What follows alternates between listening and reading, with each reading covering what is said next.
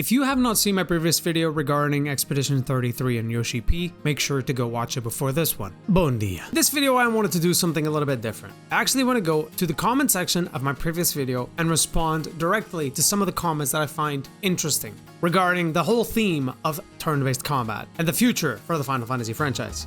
One of the things that people seem to say a lot is that Clair Obscur does not actually prove anything when it comes to sales numbers, since it only really sold 1 million copies in 3 days. It's now sold 2 million copies in 12 days, but I think the argument probably still stands. And to be fair, Expedition 33, if it keeps going like this, it might sell 3 to 4 million copies, but who the hell knows, we just have to wait and see. From what I understand, we don't actually know the sales for Final Fantasy 16. It has been reported before that the sales numbers were about 3.5 million, but there was a lot of contention regarding how that number was achieved. I did see this report last month from Games Radar, reporting that Final Fantasy series has sold a whopping 200 million copies, while the Pixel Remaster reportedly outsells Final Fantasy 16 with 5 million copies. Whatever the number for the sales of Final Fantasy 16 is, it seems to be around this number of 5 million copies. That is roughly the same amount of sales of Final Fantasy 9, a game that came out in the worst possible time that a game could release back when it was released in the PlayStation 1. The PlayStation 2 was already out, Final Fantasy 10 was right around the corner, and if you go and check Final Fantasy 9 overall story and how it was released,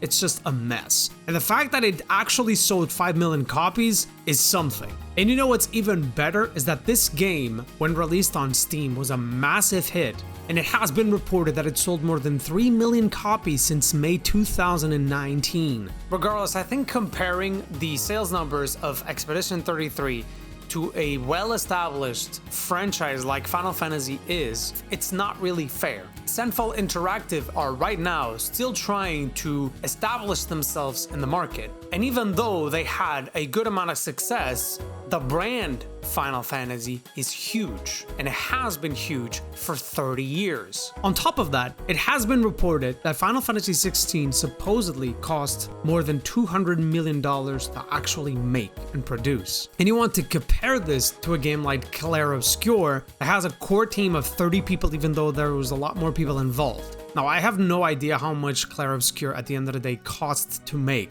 but it is nowhere near the 200 million mark. The difference why Expedition 33 is so successful and Final Fantasy 16 is not, is because Expedition 33 has actually an amazing story, while Final Fantasy 16 was just okay. That and Expedition has no filler and no pacing issues, while Final Fantasy 16 is a filler mess like an MMO. It actually has nothing to do with Expedition 33 being turn-based. In fact, I think if Expedition 33 was an action combat, it probably would sell twice more. Personally, I completely disagree with this idea, but maybe you're right. Maybe if this game was an action game, it would sell twice as much.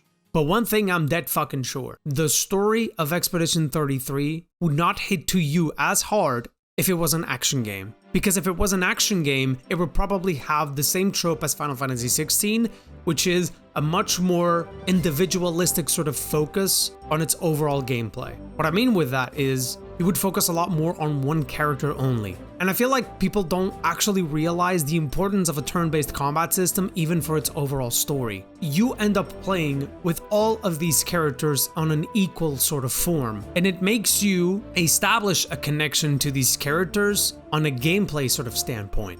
And so when you actually watch the cinematics, you feel a lot more what the characters are saying and feeling, because you've not only established that connection on the cinematics, but also on the gameplay. And that is a big issue with Final Fantasy 16. Even though it has some really cool secondary characters, you don't really connect to them as much as you should, because there's a gap between the gameplay and the cinematics. I think that every single type of gameplay has its pros and cons for the story, and the turn-based combat system, at least in my view, helps enforce the developers, consciously or not, to create a more meaningful cast of members, where each of them has a much better place in the overall story. Expedition 33 is not like any other turn-based JRPG games. He was pinpoint right at that time because he was talking about traditional turn-based JRPGs. Pulling this now in this way is just pure anachronism. I feel like this is absolutely wrong, and it gives off the idea that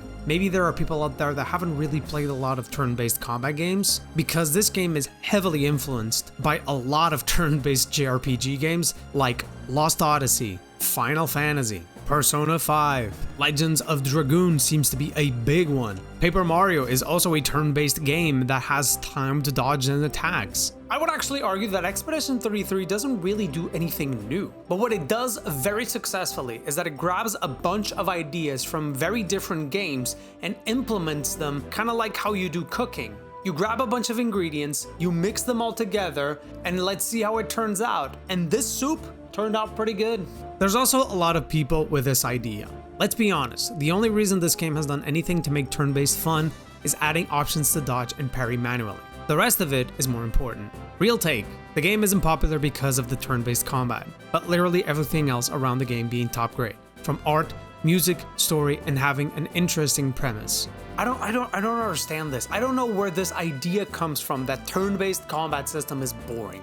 The Pokemon franchise and the Pokemon video games are some of the biggest games out there. Pokemon Scarlet and Violet, at least from the report that I saw, sold more than 25 million copies. That is insane because that combat system in that game is atrocious. Let's be real. And what, are you going to tell me that the turn-based combat system of Pokemon is not part of the equation why this game is successful? Why is this argument valid in the turn-based combat game, but it's not valid in an action game or a strategy game or any other sort of game? Like, the fact that people claim that the turn-based combat system is not part of the equation of why a game is successful, it doesn't make sense to me. The type of combat and gameplay that you end up choosing influences tremendously how you're going to tell your story.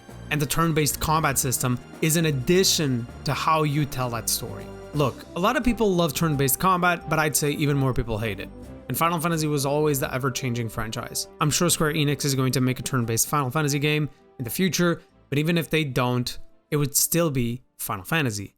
This is an argument that I also saw in the Dragon Age franchise.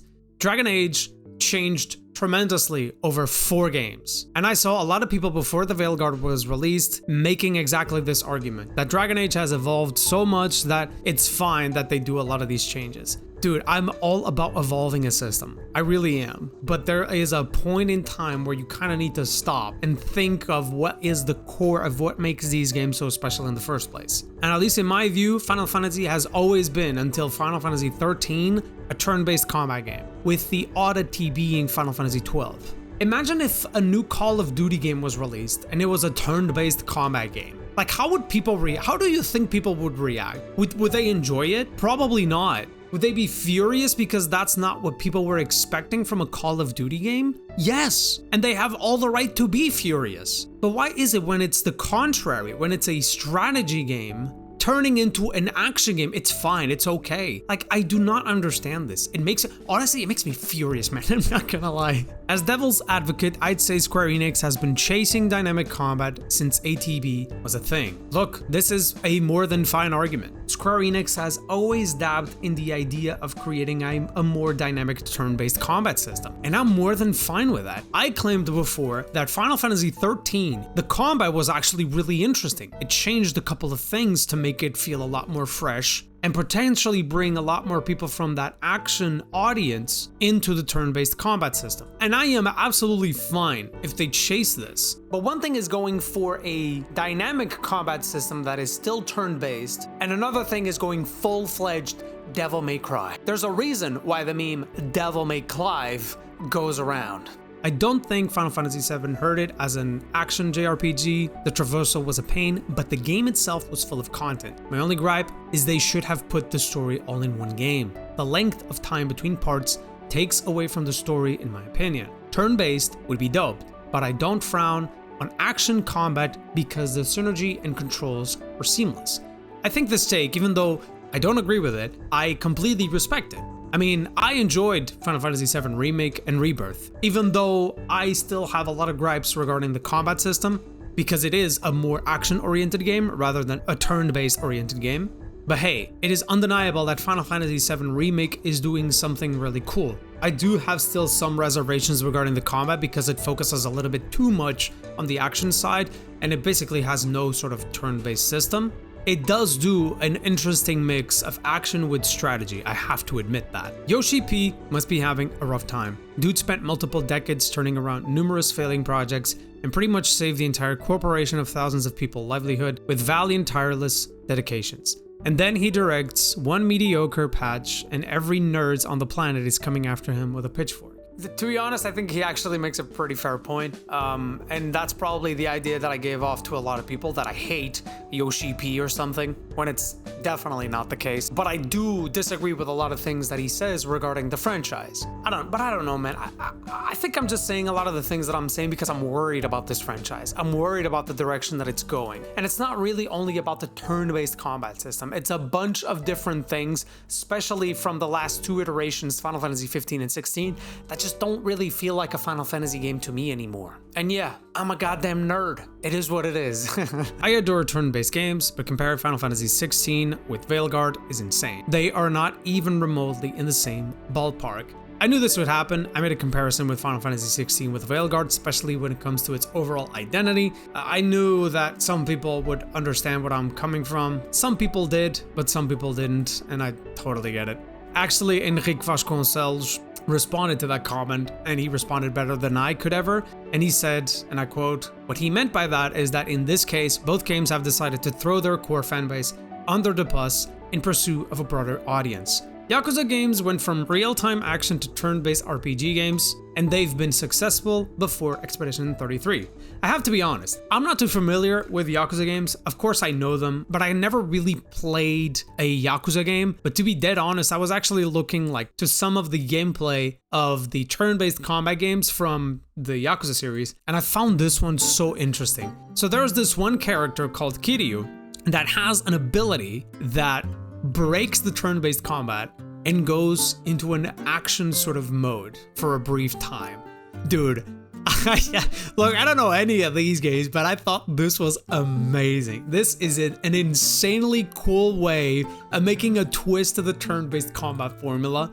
That is so freaking cool. I have to disagree with some points in this video. Firstly, Yoshi-P himself said the action approach wasn't about dismissing turn-based combat, but about pushing the Final Fantasy IP's boundaries and showing what's possible with modern tech. It's about evolving a 35-year-old franchise, not just sticking to one formula forever. They wanted to appeal to a wider, younger audience more accustomed to real-time action, which makes sense given the huge budgets for AAA games today. Modern consoles allow for amazing real-time graphics and animation, and action combat arguably leverages that immersion better. Plus, they specifically included accessibility options in Final Fantasy 16, so it wasn't about excluding players who aren't action pros. Comparing Final Fantasy 16's goals and pressures as a massive, long-running global franchise to a newer IP isn't really apples to apples. Square Enix is looking at the bigger picture for Final Fantasy, including keeping it relevant and exploring new creative paths.